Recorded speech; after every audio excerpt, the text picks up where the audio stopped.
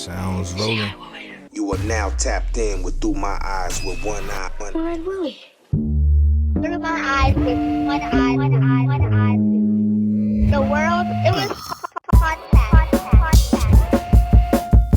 Hey, this your boy Ill Will. Make sure y'all tap into the World's Illest Podcast. What up, world, and welcome back to the World's Illest Podcast. What up, everybody? This your boy One Eye Willie, and you are now tuned in to Up Late at Night with 25/8 Networks. Again, this is a new show. We here, we providing content for y'all, and we tapping in with new artists. Today, I got my man Jayso.Poetic from Louisville in the building. What's going on, Jayso? I gotta talk it through. No, you could just you good. Oh yeah, what's up, man? I'm happy to be here. Not gonna lie, man.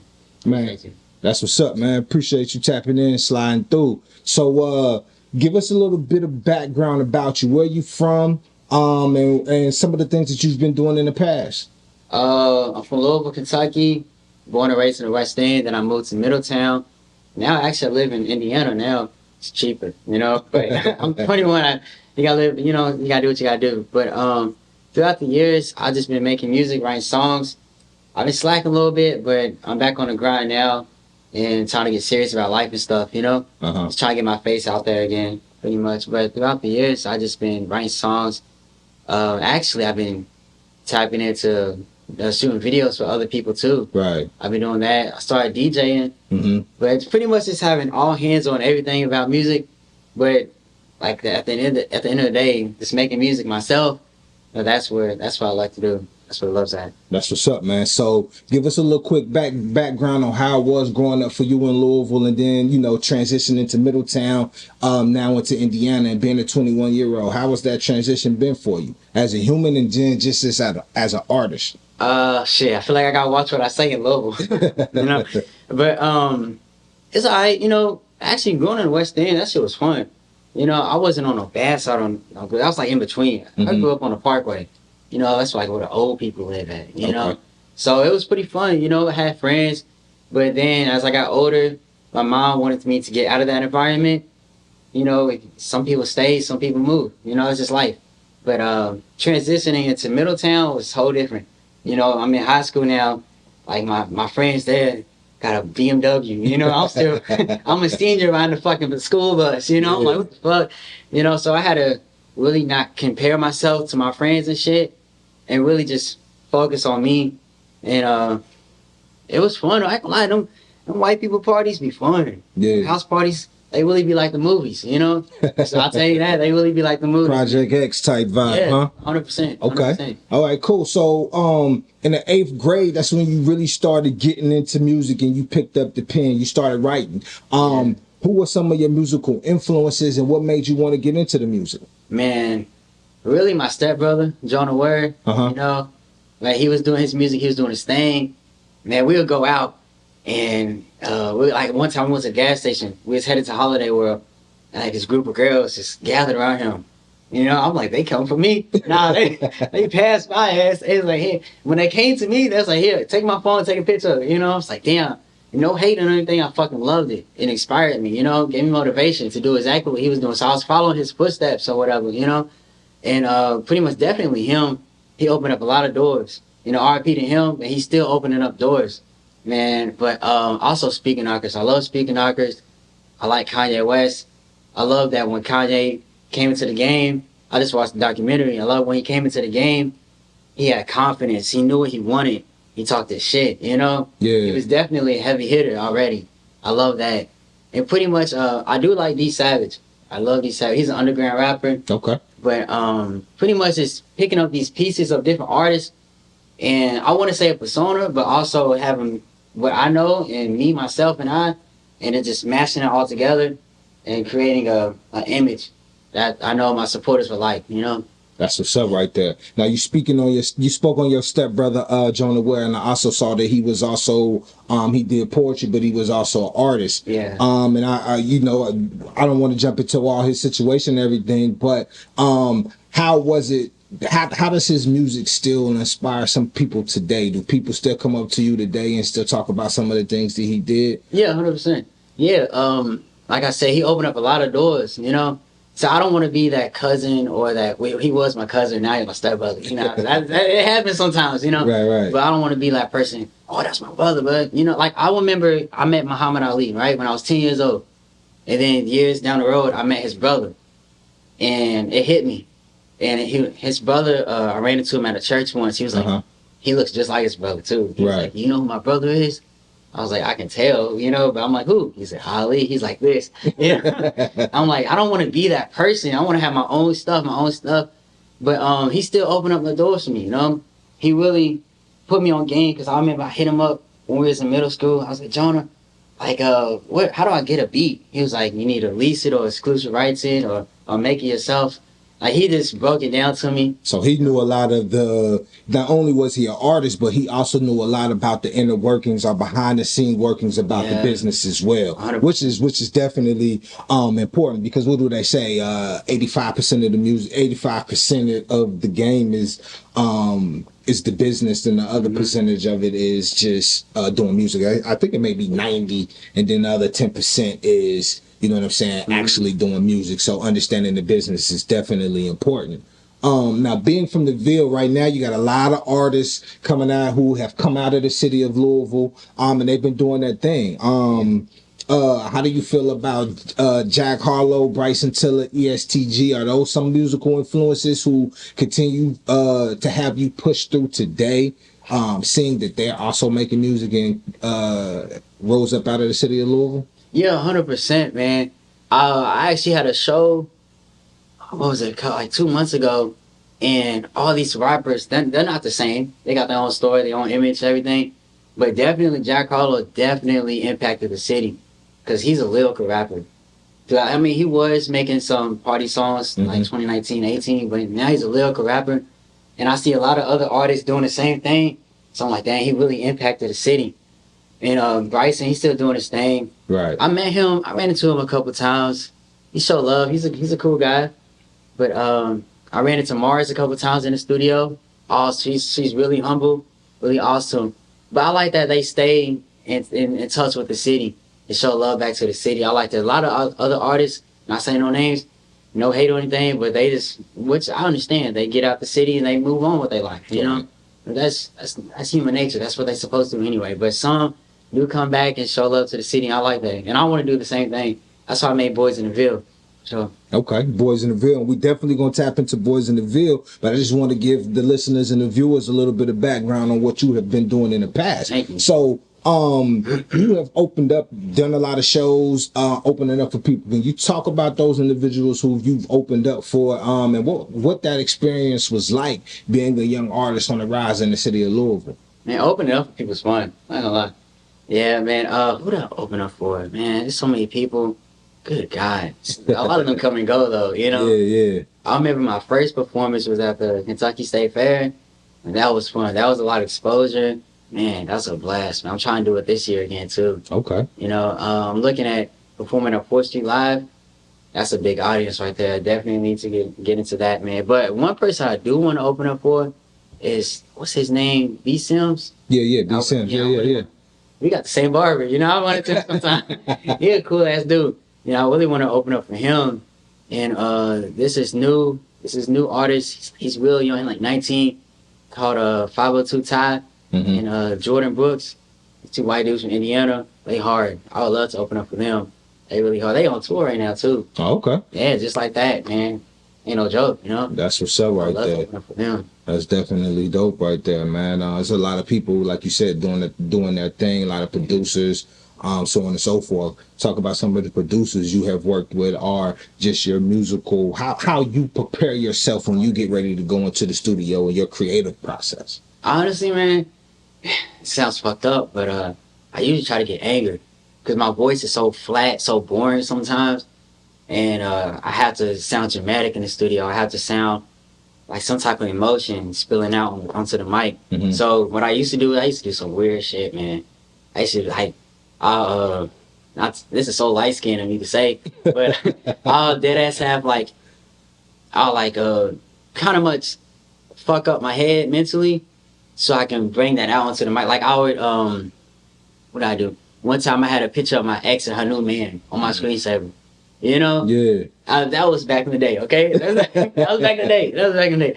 But it would help though. So I get in the studio and I'll just pour it out, Not on no love song. I never made a love song before, but it's okay to make a love song. But that's just not me.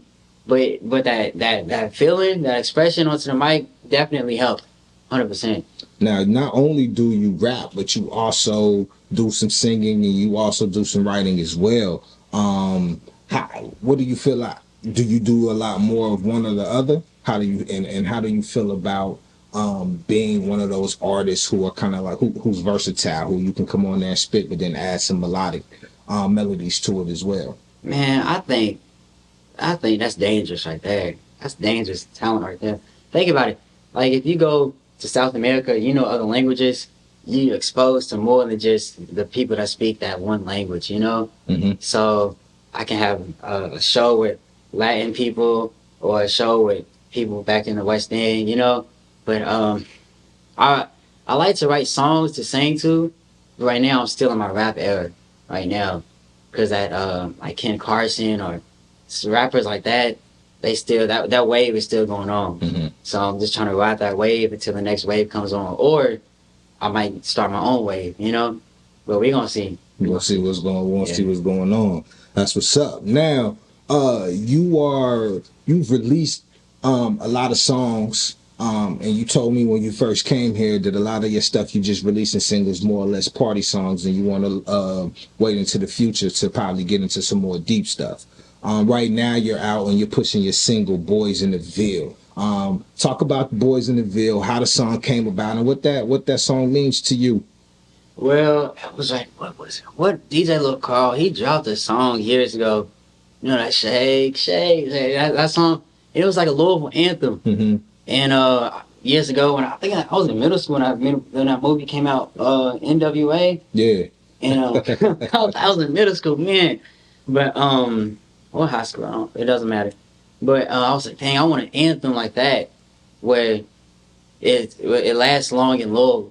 And Louisville is such a small but big city, and I realized if I can make an anthem, that could last forever. So after watching that movie, I found a beat off BeatStars. That shit was pricey. I'm not gonna lie, that shit was pricey. But like you said, business and then a little bit of talent. But bought the beat, and then I wrote that song actually in 2019, and I released it, but it wasn't mixed well, and I just had to do the business side first. But then I ran into an artist named Enzo Music, and he had the voice for the hook. And he was dope on it. He created his own hook for it, and it was better than mine. I give him credit. So I was like, man, just hop on this shit. We're just gonna ride. We're just gonna ride it. So what was your hook like before he jumped on there? How did your hook go? It was like the boys in the Ville is always trill. Something, keeping it real. Like, it was something like, but it sounded corny because like who says trill anymore? It just that was 2019 though. Now it's 2023. Right. So it had to be. Now he says, the boys in the Ville. I don't even know what that nigga said. He said that's his lyrics. I don't know, man. He said something that was better than mine. So I was like, bro, let's get on that shit. That shit was hard. I liked it. So you went on here and had him do it. So who produced that beat? Band Boy. But you said you got it off of BeatStars? Yeah. I had that beat, man. He changes the price sometimes. I bought the beat when it was like a low price, but now I leased it, but now it's like $2,000 to exclusive. I was like, good God, but if I have to do it, I'll do it, And I know this thing will do well, so I may have to do it, The video was crazy. And you've already shot the video for it? Absolutely. When is the video? Has it already dropped? Because I know that the single is getting ready to come, but how do you plan on rolling this single out? Because I know you said you also want to you want to make sure you hit these channels and promote everything that you got going on, right? So when is the video coming, and who shot that video? The video is shot by Jay and IP Infinite. Definitely go check them out. They hard as hell, man. They're very talented. They on time. They got the best equipment. They're incredible. They're very patient too. They're very creative. They hard. Give them all their credit. But I wanted to release it after Derby, cause like that was around the time we did the video. Was like 2 weeks before Derby, and Derby's so important in Kentucky. I wanted to wait until that dies down. So right now I just want to do a step-by-step with the interview and the cover art, the photo shoots, the promos, you know, everything. The open mic stages. Mm-hmm. I got a burp. I had a frappe, my bad. All right, I'm good. So, so you want, yes, definitely Derby is a big event that goes on here. So I can understand you wanting to kind of wait till Derby's over and then come and hit everybody with what you have going on as far as music wise. Is there a full length project that's coming with that, or you just want to stick to are you just going to maintain to doing singles and releasing singles at the moment? I'm gonna stay doing singles until I get my face more out there. Mm-hmm. There's been plenty of times where I'm walking down the street, somebody recognized me, or I'm at a party, somebody recognized me. That feels amazing. That feels freaking amazing. But I feel like I just got to do more. I just want to push my face out, push out videos. And one thing that a lot of artists do in Louisville is that they only post photos. Like they have a show, you know, it'd be like incredible photos of them. But I want to see visuals. I want to see it live. You know, so that's exactly what I'm working on my craft. You know, I can have the coolest Instagram page ever, but it still doesn't scream who I am. Mm-hmm. So that's why I wanted to do this interview with you. I really appreciate it, and just want to get out there more. That's what's up there. So, do you see yourself sticking on an independent route? Or do you want... Well, before we get there, since we're on the single, talk about the vibe. What's the vibe like on the single? Is this a party song? Is it a heartfelt song? I listen to it. I know what it is. I love that West Coast vibe that you have on there. But I just want everybody to know what the vibe is like and what you want listeners to get from that music that you're putting out. Man, it's definitely a party song, but it's one of them where you can either twerk to it, or for all my fellas out there, you just bop your head to it. Man, I pull up to the party coming with her best friend. You know, I pull up to the party coming with her best friend. I got 2 girls with me. You know, I'm feeling myself. It's one of those turn up songs where you feel good about yourself. And it's like in between. Mm-hmm. You know, it's all in between. I love it. The beat's hard, everything. So how often do you pull up to the club with the old lady and her best friend? Does it happen often? Often, I'm not gonna lie to me. It's rare when I go on a date when it's just one girl. Yeah. I ain't gonna lie, man. It gotta be twins. You know? They gotta be twins. Not actual, you know. Right. No, I'm with you. Yeah, I got you. for sure. Yeah. And I think I was actually gonna bring a couple shorties here, but it's like, nah, you know, but 'cause I think about it, like my homegirls, they my homegirls. They're strictly just friends. Mm-hmm. But I'll be straight up, be like, yo, like you come to this event with me. Think about it. Say we got Chris, we're going to a party with Chris Brown hosting it. Yeah. If I go in with 12 girls, Chris Brown, who the fuck is that dude, you know? But if I go in with Bryson Tiller, they're still gonna be like, who the fuck's that dude? But like, the girls got more value. Yeah. You know, he got a bigger name, but they got, you know, it's just, you know, win is a win, and they use me, I use them. Respectfully. Now, like, I hope that doesn't come off wrong. Right. No. I got you. No, it definitely. They're going to be able to draw more attention to you because you coming in. They're going to be like, hey, who's this player? Yeah. This dude coming in, man. He got to be a player. He got to be on something because these people, you know, he got a group of ladies following behind him. That's what I was trying to get to. That's what's up right there. Now it's definitely a selling point, man, and you definitely got to go out there and put yourself out there that way. And that actually works, man. That shit, like, I got a couple of friends that do OnlyFans or TikTok. I'll be like, hey man, can you post? I had this one girl named Layla. She posted my single a year ago, and it was like she didn't even do much. She just posted her face and my song in the background. 75,000 views, 33,000 likes, just off that. Yeah. You know, so it's good to have friends like that. So when she does that, did you see those individuals come into like your YouTube and your Spotify channels and you start seeing those numbers? Absolutely, yeah. Especially Instagram, man. I mean, there was a lot of hate that comes with it, but that's what comes with it with this career, you know. But man, I really appreciated that. Yeah, that's dope. Now, one more question before you get out of here. Mm-hmm. Yesterday on Hulu, Jack Harlow dropped "White Man Can't Jump." Have you had the opportunity to check that movie out? I haven't. Have you? Yeah, I checked it out last night. Is he a good actor?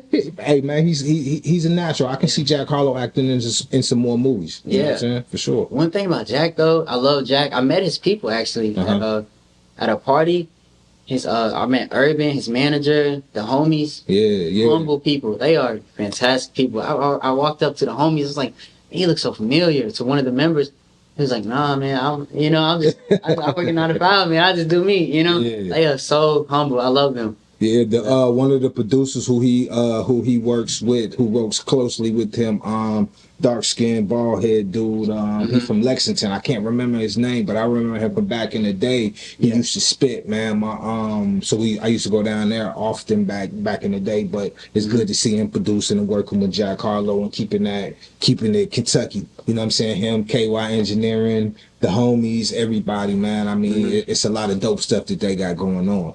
But definitely check that out. His album just recently dropped too. I see a lot of people go over there to that. Whatever it is, they taking pictures, doing videos. Yeah. Have you went over there and checked it out? I don't even know what he be doing. He be so low key in the city, man. That's crazy, man. But yeah, I haven't done that yet. That's what's up, man. Well, man, I do appreciate you coming here. Everybody, coming up soon, we have Jayso.Poetic. He's gonna be dropping his new single, Boyz in the Ville is always hard. Ain't that correct? Boyz in the Ville is always hard. That's coming soon. Make sure y'all jump in, y'all check that out. The video is coming as well. Let everybody know where they can find you at on social media, and where they can get some more of your content at before you release that project. Jayso.Poetic on Instagram, and Alone Lover. Man, we gonna go there. Jayso.Poetic on Instagram and alonelover.com for my merch coming out. Yeah, check that shit out. Yeah, I'm glad you brought that up, because I did see you have alonelover.com up there, and there's a lot of different merch that's coming out. What's the inspiration behind the merch, man? Have you sold any pieces? It's just a new run that you coming up with. So this is a new run that's coming out with the new single? No, it's just, to me, honestly, man, I love fashion and stuff, but I see it as another income. I see it as passive income. I see other friends doing it. They doing well in life. I'm like, let me hop on that, But really, I have a couple samples I gave to my friends. Some I actually sold online, but right now I'm just trying to step by step right now on that stuff. I'm trying to promote the lifestyle for that clothing line, right now. That's what's up, man. Tell them one more time where they can find you at before you get out of here. At Jayso.Poetic on Instagram, alonelover.com for the merch. Go check it out. Man, that's what it is. And y'all already know it's One Eye Willie. And y'all up late at night with 25/8 Networks. Thank y'all for tapping in.